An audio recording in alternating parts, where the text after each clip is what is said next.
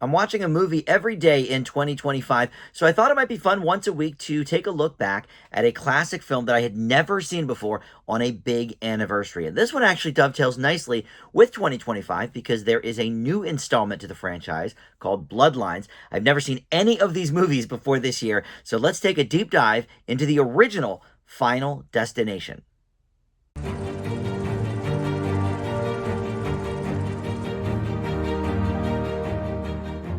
Hey guys, Dan here. This is Dan Reviews It. Welcome to my movie review for Final Destination. This is the 25th anniversary of this movie, and perfect timing, of course, with the new film Bloodlines being released. And I did a video for that already. I did watch this one first. I'm just kind of behind on my anniversary videos, but I did watch this first. But I did a Bloodlines review that I will put a link to at the end of this video, so you can check that out as well. But yeah, I figured, as I was scrolling through each week, I look at what opened that week in, increments of five. 1975 would be the 50th anniversary, 1980, etc. And when I came across this one from 2000, I was like, well, this has to be the movie for this particular week because the new one was coming out and blah blah blah. So anyway, so I did watch this one first, but you can enjoy my Bloodlines review as well.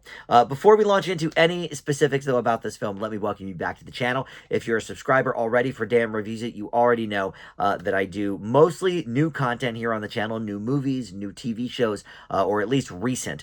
But like I said, I'm watching a movie every day for 2025, so they can't all be brand new movies. I mean, I guess maybe they could be if I'm really, really searching out some independent stuff, but I thought it might be fun to take a look back at these classic movies, and I've done 9 or 10 of them so far. Recently, I did Coal Miner's Daughter. We had The Beach with Leonardo DiCaprio. I had never seen that before. That's another 2000 entry, and so on and so forth. But every week, I'm going to be bringing these to you. So this movie was released in March of 2000, March 17th to be exact. So yes, like I said, I've fallen a little bit behind, because I watched this a little while ago. But the budget was only 23 million, and the worldwide box office was 112 million. So it more than made its money back. It did well enough that they kept cranking these out all through the 2000s.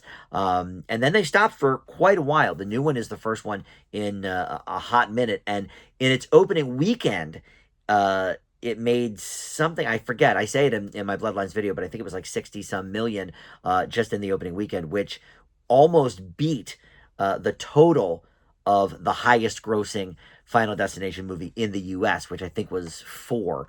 But this one made 112 worldwide. Certainly a big chunk of that was in the U.S. But, none of these movies were like huge box office hits. They were minor hits at the box office and then lived and relived on cable and VHS and then DVD and all of that. And of course, every subsequent one, people would go back and watch the previous one and so on and so forth. So I didn't know a ton about these movies going in. I knew what the premise was, and I knew the logging truck was in the second one. I knew I wasn't going to see that in this. I knew the plane crash was the big piece of this one, and there you go. So this idea was actually written by Jeffrey Reddick as a spec script for the X-Files. Now, a spec script in the industry is somebody that writes a script for a show that doesn't actually work for the show, but basically they present it to their agent or something like that, and then, maybe the agent gives it to the show, maybe he doesn't or she doesn't, but in any event, Jeffrey Reddick was not an X-Files writer, but he wrote this as a spec script in order to get an agent in the first place. And so he said he was actually flying home to Kentucky, read a story about a woman who was on vacation. Her mom called and said, "Hey, don't take this flight. I have a bad feeling about it." The woman switched flights, and the plane she would have been on did crash. And so Reddick thought that was kind of creepy. And what if she was supposed to die on that flight? And now you've sort of tempted fate, and that sort of, got the ball rolling for the idea for these movies. So wrote the script, got his agent, but instead of actually submitting it to the X-Files, his agent and a colleague suggested, hey, why don't you do this as a feature film instead? And I guess he knew somebody actually that worked at New Line Cinema, that wanted him to give it a shot. So he did that. New Line bought Reddick's treatment for the film and hired him to write the first draft, which featured death as a sort of unseen force. And the survivors in the original script were adults and they were strangers. But after the success of movies like Scream and I Know What You Did Last Summer, New Line sort of said, hey, why don't you make them teenagers? Why don't you make them know each other, et cetera, et cetera.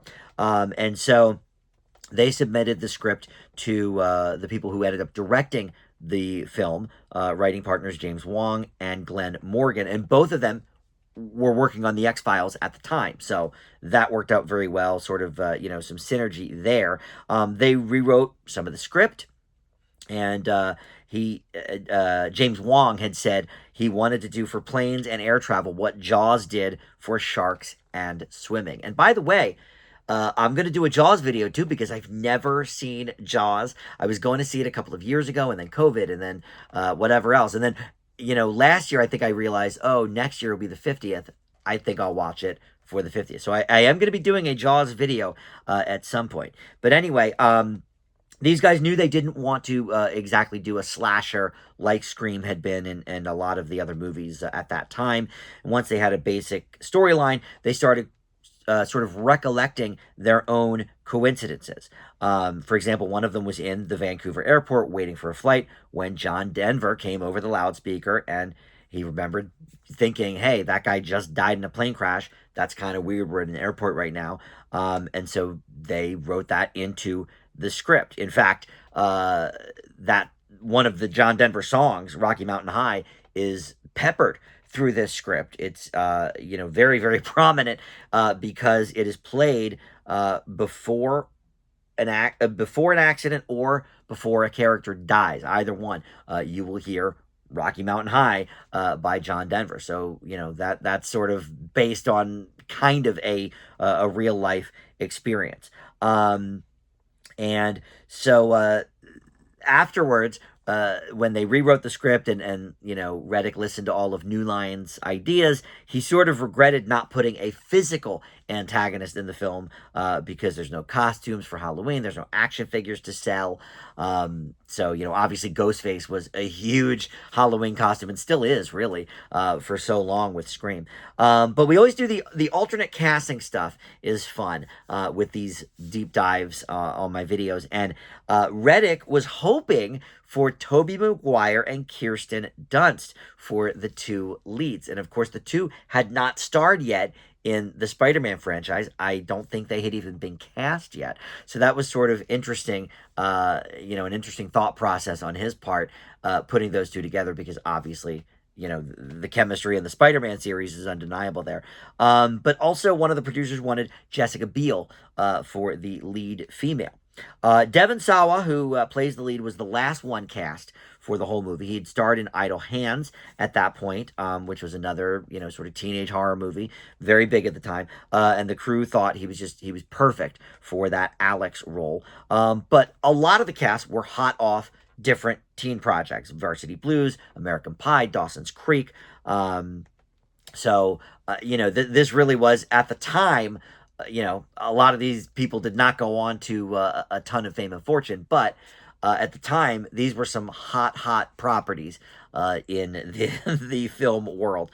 And then in just sort of another little casting kind of wink and a nod, I guess, Kristen Cloak, who played the teacher in the film, is actually Glenn Morgan's wife, one of the directors. So I don't know if she had to audition or if they just said, okay, yeah, we'll let her in the cast. And then most of the characters in the film are named after either filmmakers or stars from old black and white horror movies. And just a few examples: Terry Chaney was named after Lon Chaney. Agent Schreck was named after Max Schreck. Larry Murnau was named after director F.W. Murnau, who did the original Nosferatu movie in 1922. So it goes on and on. Billy Hitchcock, that speaks for itself. And so on and so forth. You can sort of look up all those connections, but there's a few of them for you.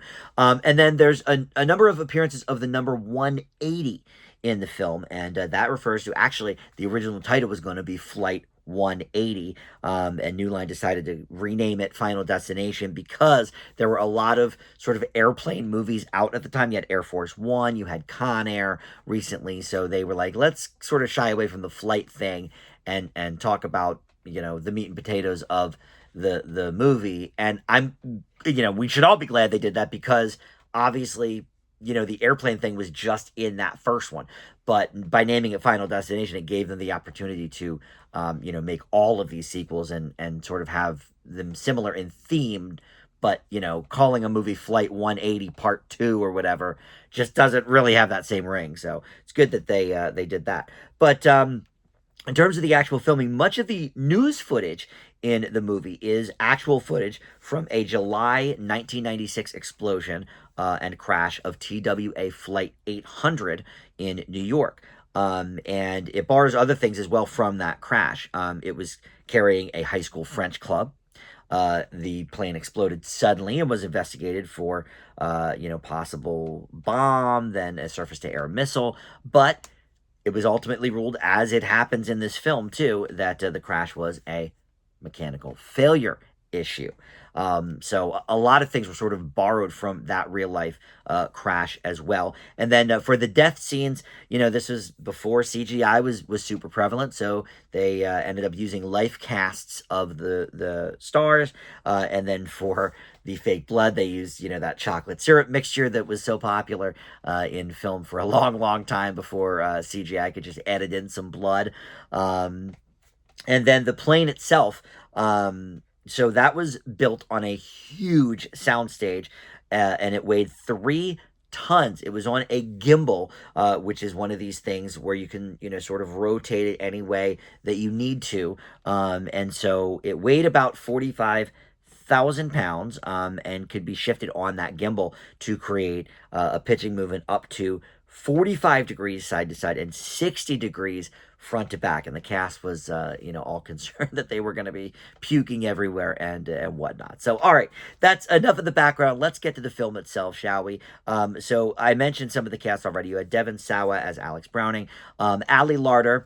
Of course, she was hot off of Varsity Blues. She plays Clear Rivers. You've got Kerr Smith, Kristen Cloak, I mentioned, as the teacher. Daniel Roebuck and Roger Gunnever Smith as two of the agents investigating everything. And I believe they appear in some of the other films.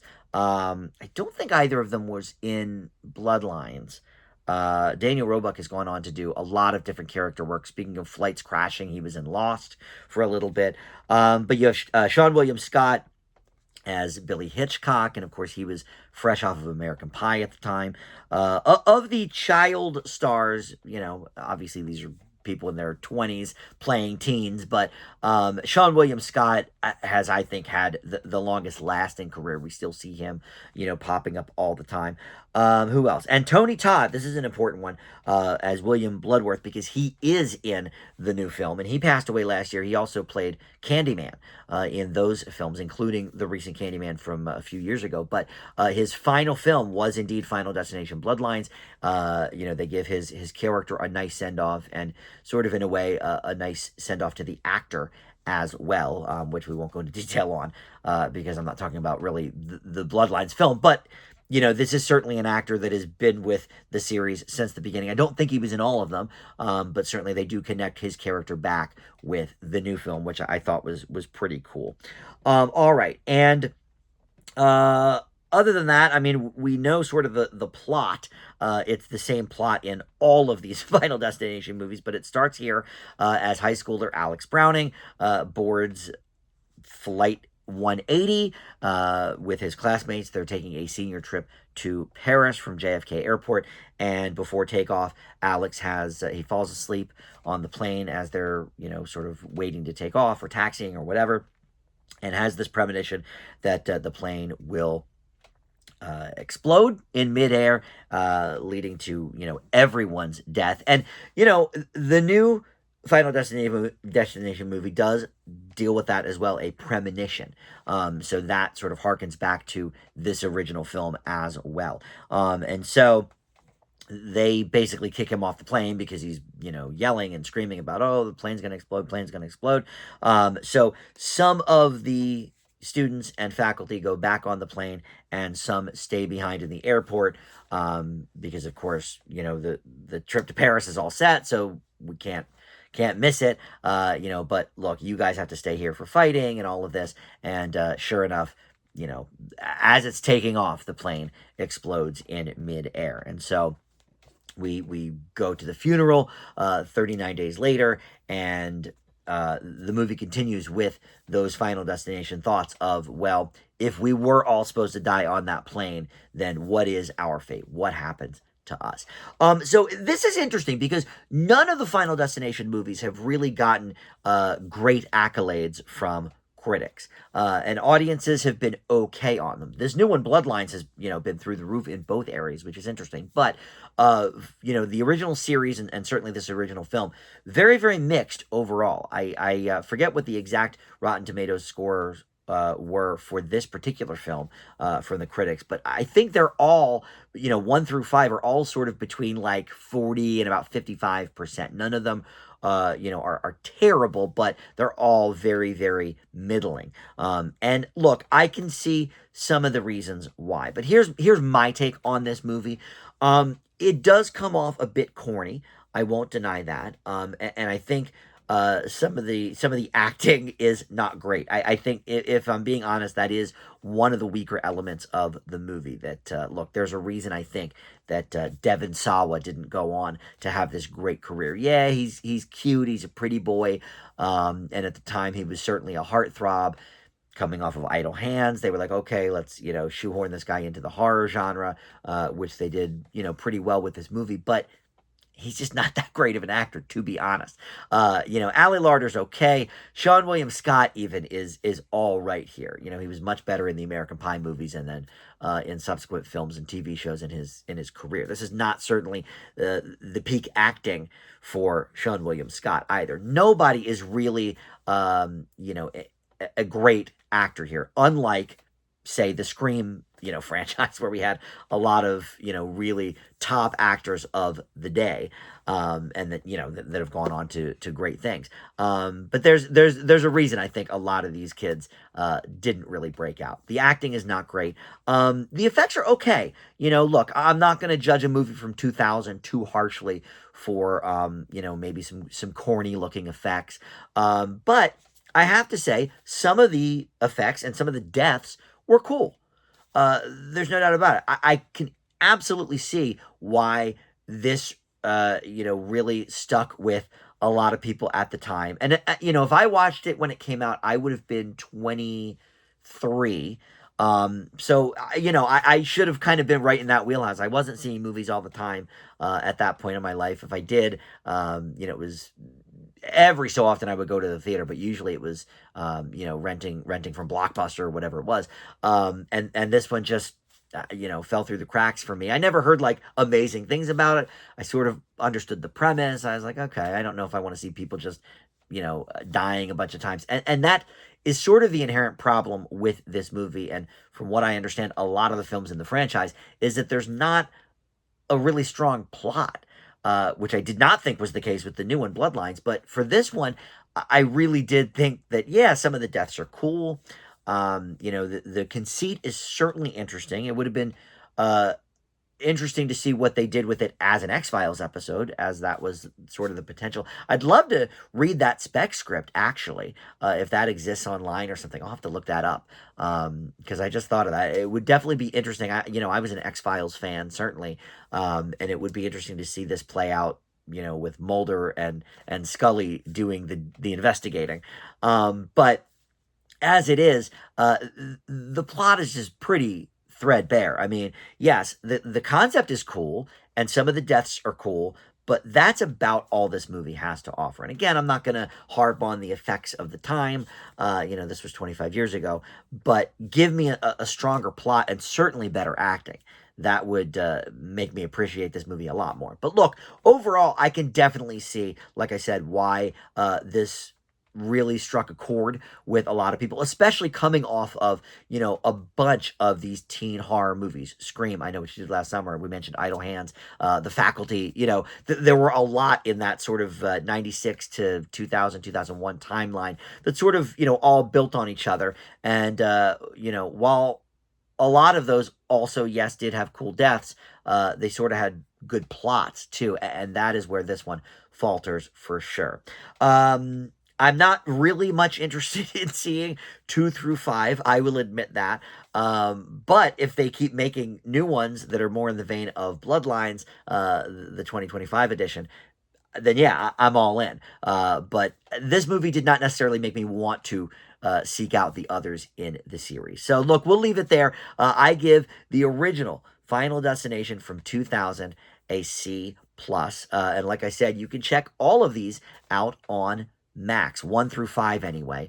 And then maybe Bloodlines will be there soon. I'm not sure where that will be streaming, but in any event, you can check that out. And check out my other anniversary videos. I have a playlist on the homepage where you can check out all of my anniversary videos for the old films. Higher Learning is up there. American Gigolo. There's a lot of really fun ones, and we've got a lot more coming up, including Pretty Woman. That's going to be fun. I've never seen that, and everybody always is shocked by that. I think that might be the next one I'm doing. But anyway, and check out my other videos as well on the channel. Thank you so much for watching, and I'll see you next time. Bye.